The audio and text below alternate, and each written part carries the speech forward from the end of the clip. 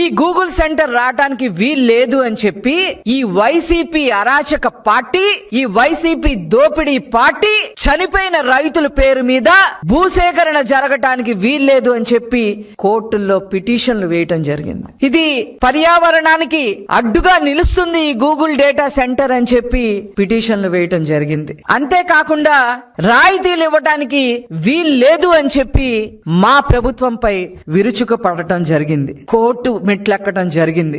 ఒక దశలో Google data centre ని ఇదో పెద్ద గోడౌనా అని చెప్పి మాట్లాడటం కూడా జరిగింది. వీటన్నిటికీ చర్మగీతం పాడే విధంగా కోర్టు వాళ్ళకి అక్షంతులు వేయటం జరిగింది. చాలా తీవ్రంగా వాళ్ళని పరిగణించడం జరిగింది. కోర్టు చాలా తీవ్రంగా వాళ్ళకి మొట్టికాయలు వేయడం జరిగింది. పెట్టుబడిదారులకి రాయితీలు ఇవ్వకపోతే ఎవరు ముందుకొస్తారు అని చెప్పి కోర్టు వైసీపీనే ప్రశ్నించడం జరిగింది.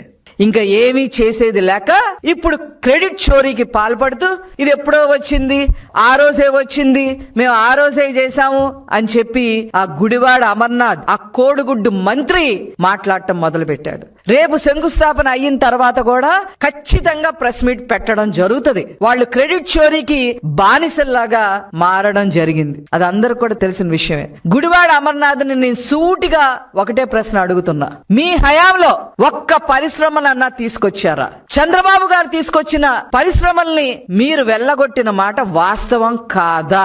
ఆ వైజాగ్ ని గంజాయి అడ్డాగా మార్చడం వాస్తవం కాదా? నీ నాయకుడు అక్కడ ప్యాలెస్ 600 కోట్లు పెట్టి ప్యాలెస్ కట్టుకున్నాడు తప్ప అతను ఉండటానికి వైజాగ్ ని ఏమన్నా చేశారా? ఈ వైసీపీ నాయకులంతా కూడా 22A కింద మరి భూములన్నీ కబ్జా చేసేసి, కబ్జాల మయం చేసేసి, అక్కడ భూముల కోసం కొట్టుకునేలాగా చేసి మీ నాయకులు, మీ ఎంపీనే వాళ్ళ కుటుంబం కిడ్నాప్ అయిన పరిస్థితులు చూడటం వాస్తవం కాదా అని చెప్పి గుడివాడ అమర్నాథ్ని నేను అడగదలుచుకున్నా.